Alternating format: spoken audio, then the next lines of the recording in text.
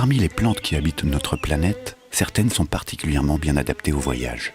Voici un candidat bien équipé. En effet, ces graines ont dû parcourir des milliers de kilomètres pour arriver jusqu'à l'île de la Réunion. Ses capacités d'adaptation à différents sols, températures et altitudes, et ses facultés à résister à la sécheresse lui ont permis de s'implanter dans toutes les forêts, de 200 à 1800 mètres d'altitude. Le bois de nèfles à petites feuilles, ou Eugenia buxifolia, peut devenir un arbre d'une dizaine de mètres de haut. Mais, en règle générale, il subsiste à l'état arbustif.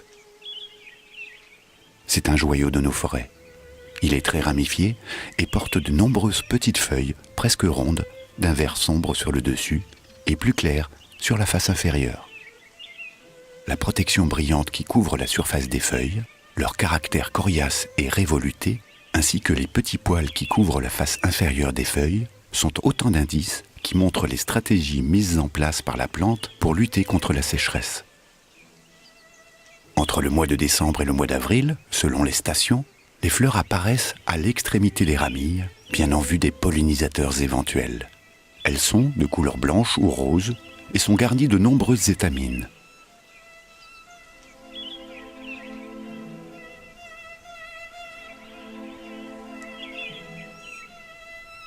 De petits fruits grossissent, d'abord discrets, verts, se fondant dans le feuillage, couronnés par les restes du calice de la fleur.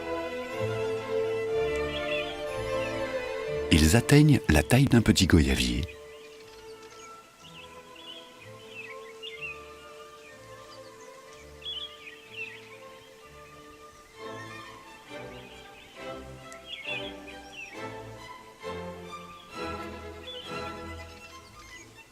Puis ils mûrissent, se parant d'une belle teinte orangée, presque jaune.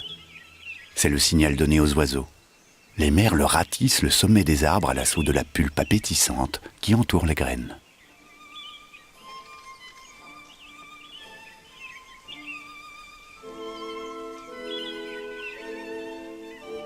C'est peut-être dans l'estomac d'un oiseau, ou emporté par le vent, que le bois de nèfles est arrivé sur cette terre.